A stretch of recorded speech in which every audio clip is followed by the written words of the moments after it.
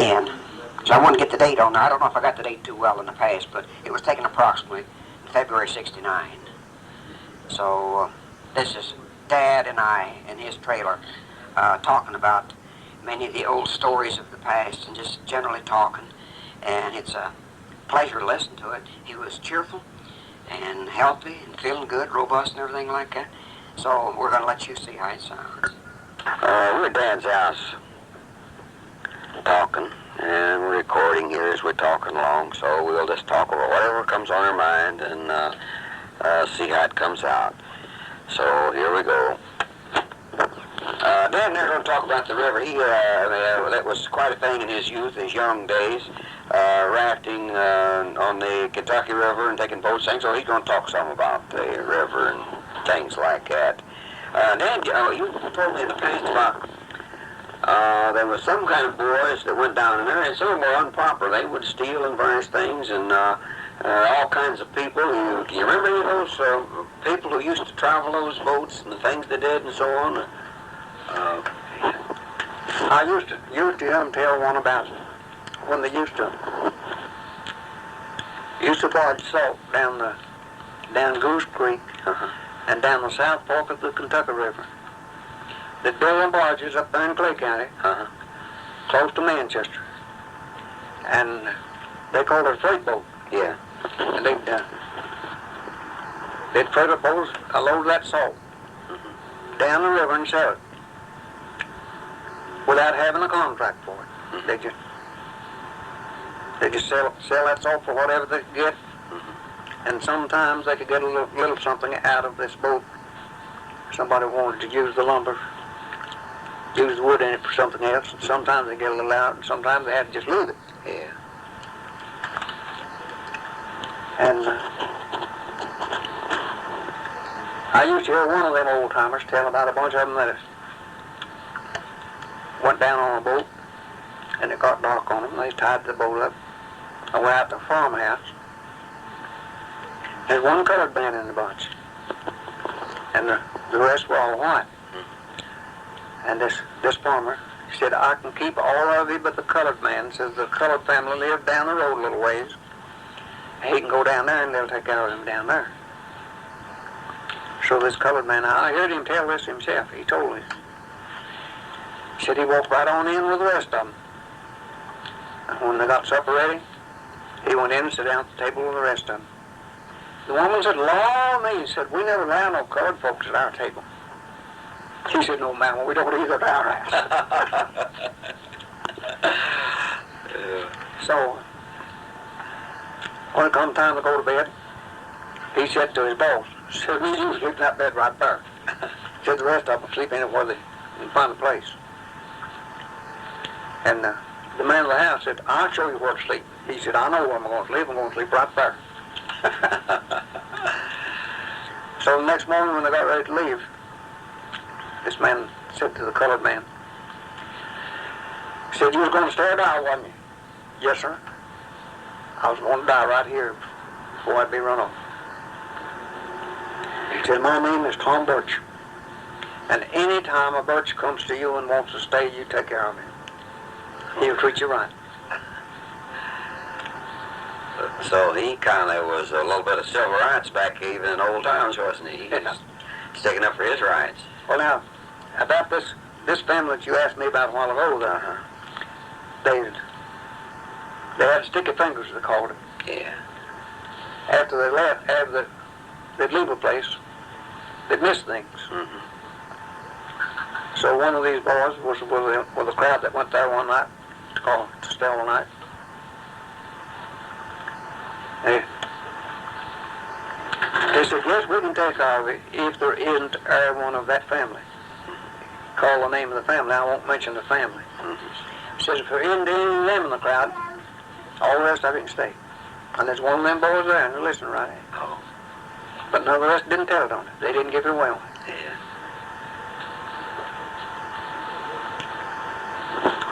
I'd have felt pretty bad hearing them talk. Yeah, I guess these people like that and probably still are. And I'll tell you another incident about that man, Bowen, Paula Bowen. He owned a team of yellow mules.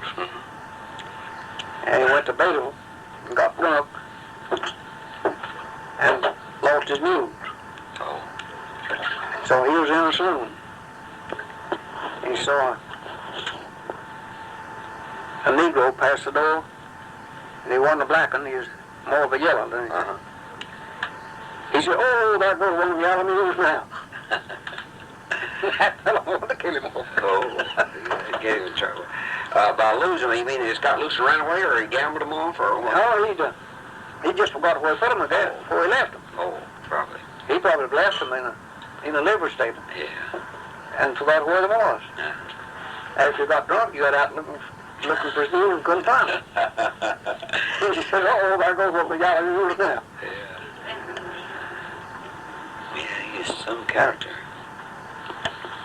Another time, there was a colored man from Hyden went down that middle fork of the south of Kentucky River on a raft.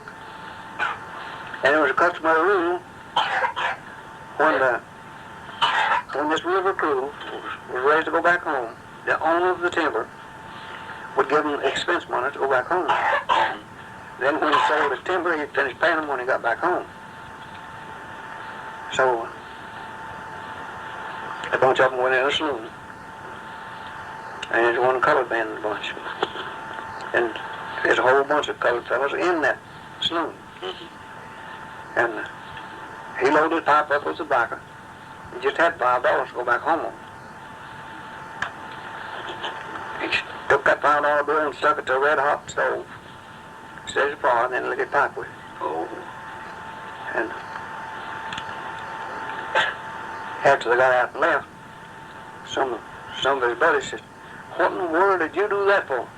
He said, "Didn't you see them niggas shine their eyes at me when I burnt that $5 bill?" I said, "That's all I had money to burn." He really wanted to impress the fellas, didn't he? He said, "Didn't you see them niggas shine their eyes at me when I burnt that $5 bill?" And he had to borrow money to go home.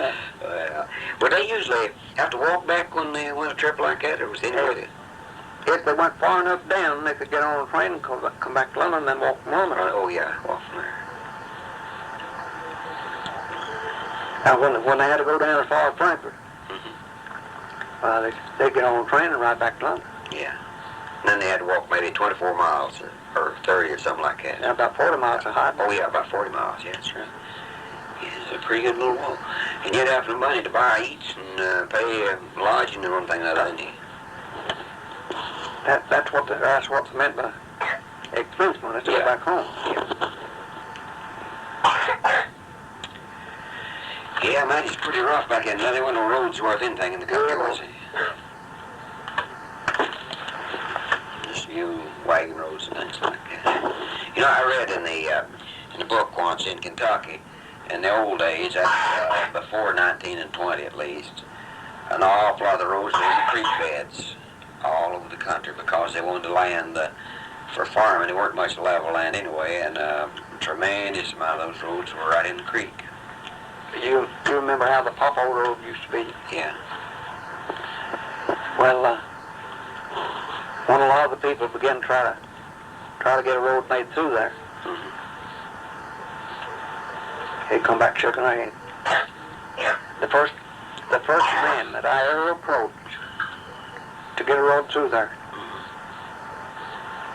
he promised me relief, and we got it. He said that. He said, "Mr. Gibson, how long is that little creek now that you live on?" I said, "Approximately 2 miles long." Well, he said, "Would this be a dead-end road, or would it connect with another road?" I said, "It can connect with 2 blacktop roads. It can go down one fork of another creek over there, or go across the hill over onto another creek, and connect into that same road farther up the creek, farther up the river." Well, he said, how does them children get in and out of there to school?" I said, "When the weather's good, they walk, and when it's bad, they wade." "What do you mean, wade?" I said, "Part of the way that road is in the creek, and the rest of the way it's in the mud." They either wade water or wade mud when it's bad. Yeah. He said, oh my goodness, that will never do. He said, we can't afford to let something like that go. He said, how many people would that road, if it was fixed, like you say, connected with that blacktop road, how many people would that accommodate? I said, the last track I had of it, there's 85 people living on that road. That's close to it. Well, he said, from what you tell me, he said, we can't do nothing about a dead-end road, but since it will connect with another road, I will assure you that there'll be something done. He said, it's so late in the season now that they might not get to it this fall. But he says, I'll assure you that there'll be work started on it in the spring. And before cold weather, they had a crew in there working. Wow. Raining and ditching. Grading and draining. Now, was that a road commissioner that you saw, or who was he? Or a county judge, or? He was a planning commissioner. Oh, planning commissioner. Clay County. Oh, yeah. One of them Birchals. Yeah, well, I got the results, though, didn't it? You got a good road in there. And then, see, Ted Markham was the rural highway commissioner at that time. And I contacted him. He said, Hal, what'd they ever do about the right-of-way? I said, they had a little misunderstanding about it for a while. A farmer on one side of the road wanted the road to be widened on the other fellow's side. And the other fellow wanted it widened on his side. And I said, they finally agreed on it. He said, well, good for that thing. Well, he said, I've got the rock, and we'll put the rock on. And by early spring, they was putting rock on. It wasn't very long till they had church bus running and school bus running. Yeah, that was good. And my first trip, I got results. And others had come back checking their head, no, that we can't get a thing done. Dad, a whole lot of things is how you approach a thing like that. Now, you had pretty good concrete arguments, sir, of the bad conditions. You showed that up real well. You showed the amount of people would benefit, the school children and stuff, and I think you put up a pretty good argument. That's another thing. Some people go demanding and stuff like that, and you build up opposition to your argument right on the start. You can approach a man and say, you've got to do so-and-so. That's wrong. Right quick, he's against you. And a lot of times that's not a good way to win an argument. Most of the time it'll make an enemy in place of a friend. Yeah. Now, the way you approached them, they got the results. It must have been a good system. Yeah, it's We're going to talk some about the early Cybert when it first started up, and some things, some characters people we knew and so forth around Cybert, Kentucky. Now, who'd you say those fellows were, Dan? Earl Rice and Red Rice. They were employed by Manchester Mining Company. And this man, C.F. Lowther, that you was mentioning, he was the general manager of the Sun Coal Company. Yeah. And they leased the Manchester Mining Company's property. Yeah. And operated the mine a while. Yeah. And there was J.W. Lamb, too, there was. J.W. Lamb was he's the man that come in there from western Kentucky and leased about 600 acres of coal. Yeah. And started mines. And his first foreman was F.M. Maxey from Barberville, Kentucky. Is that where Max is from? Yeah. He was quite a character, too. Well, when J.W. Lamb decided to build a railroad up from Cybert up to his mines, F.M. Maxey was the foreman over that.